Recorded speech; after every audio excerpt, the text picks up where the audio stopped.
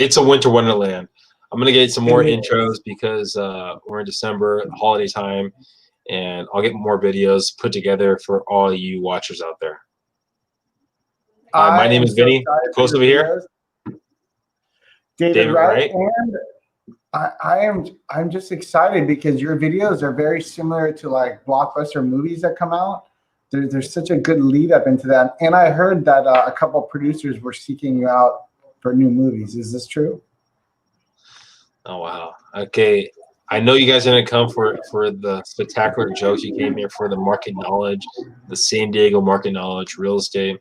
All right, now on Monday, if you watched us, you saw that we're getting less properties hitting the market. Right now, how does that affect the market as a whole? Well, that's why we're here for, right? To dive deep into that.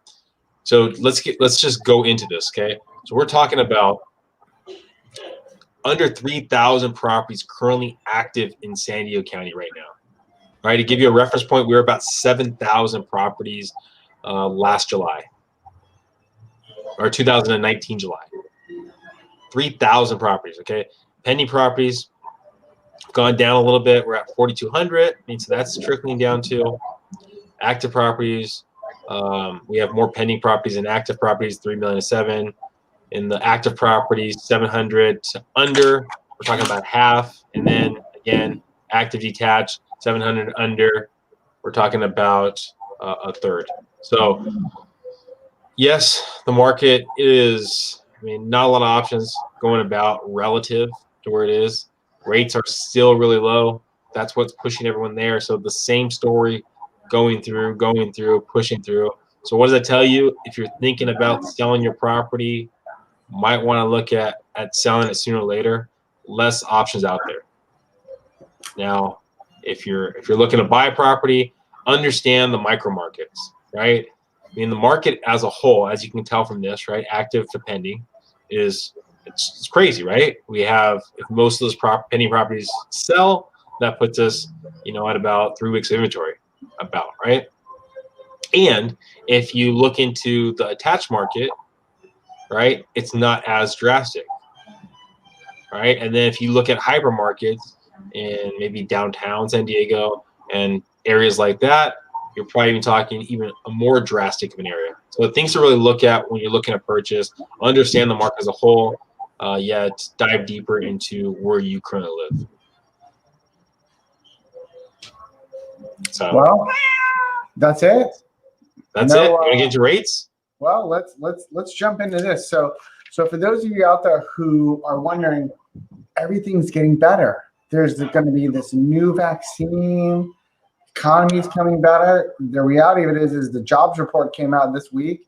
74,000 jobs less than supposed to. Then overall, now we're at 400,000 people left the job market. What does that mean? It means, unfortunately, businesses that are being shut down by all these lockdowns and bad things going on, 400,000 people left the workforce. That is not good. The other thing that happened this week is we found out unemployment. Unemployment is at a 12% rate. 12%. I don't know if you guys remember, before the pandemic, we were less than 3% unemployed.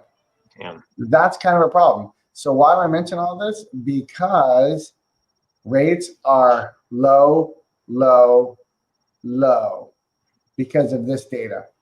So for those of you out there who are wondering, hey, how long are these low rates going to stay here? Well, Vinny don't know. I don't know. But what we do know is that the current economy is actually kind of coming down from these numbers. And with these latest spikes, if things get locked down further, you can once again anticipate these great rates that you have right now to stay for the year, which is going to cause a lot of problems in the buyer demand and then the limited amount supply of inventory in the houses, which puts us back into where's FHA, where's VA? Shoot, down at 2.25 still. FHA VA loans 2.25. Like, that's ridiculously low. And if you listen to our market updates earlier on Monday, you would have learned that loan limits were increased up to 753 and 548. So that's going to help a lot of people too. And then those rates are still averaging around 2.75, 2.875 for your conventional type loans. And jumbo this week did get higher. Last week, if you remember, it was average 2.625, APR 2.8. But now your average 30-year jumbo is 2.75. So for all the media out there that keeps telling you rates keep getting lower and lower and lower and lower and lower, they're not. That's the unfortunate part. They're actually staying pretty steady. You get a little bit of cost decrease this week of about 0.1%, which is very small. But overall, your jumbo market, those rates went up this week. So for those of you who thought you were going to time the market on jumbo, you missed out now. Yeah, I mean,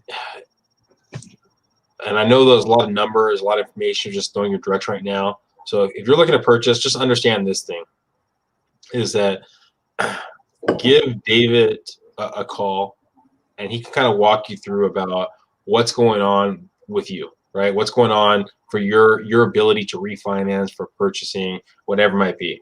Okay, so he's going to be able to provide that information. Now, there's a lot of things, and things flow, change on a daily basis, right? But one thing we know for sure is the last, let's say, 6 months or so, we've had less and less inventory on a weekly basis, right? As a whole, pretty much as a whole, right?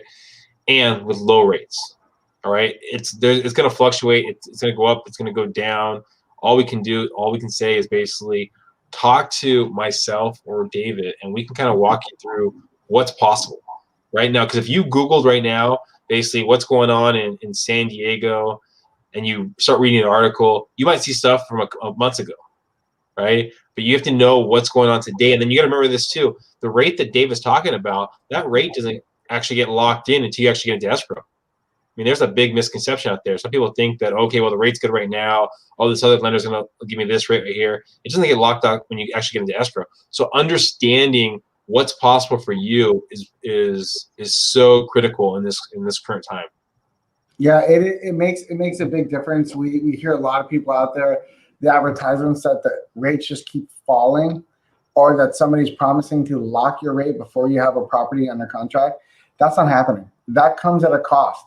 There's a few lenders who will say, oh, I'll lock your rate even though you're not under contract for the next 90 days. The reality of it is your rate will be much higher than what the real rate is, because nothing comes for free. So be careful of people promising you things for free. Just like be careful of realtors in the top 20%. It's a great start out there, my friend. Yeah. So if you did one transaction the last year, you'd be in the top 20%. So congratulations. All right. Tip of the week. let's just jump into. I said that stat so many times. I've used that slide, and I'm just like, oh my gosh, man. But that you're helping people out. I mean, for those of you who don't know, Vinnie was helping a client earlier, and after he'd helped her for a couple months, then she says, hey, I just remembered my niece is a realtor. It's like, you didn't remember this before? And yet the niece works in LA as a realtor, but yet wants to come down to San Diego to work here. So that tells me she doesn't have much going on, but she's willing to take a paycheck as opposed to do what's right for the client. And that's why you want to hire the best realtor. It's not about taking paychecks. It's about the best service, the best performance, and helping you. You gotta be careful. Choose wisely, people. If your realtor is not able to walk away from a deal, then that's probably not the realtor that you want. All right, let's go on the tip of the week. We didn't establish it before. Tip of the week. All right, so we'll think on the fly really quick. Tip of the week. You know what? I'll use that as tip of the week. If your realtor or your lender, right, is not willing to walk away from the deal because it doesn't make sense, right? They're giving you all the information, and instead of them actually pushing you into some kind of deal, like let's say an adjustable, and they're not giving you all the facts that are readily available, right? You probably have the wrong person you're working with. And the word of the week, supplemental taxes. So Google that. Supplemental taxes. All right, guys. Well, thank you for joining us. Follow us tomorrow. We're going to have our investor seminar at 8 o'clock. Have a great one, guys. 8 a.m. Wake up, people.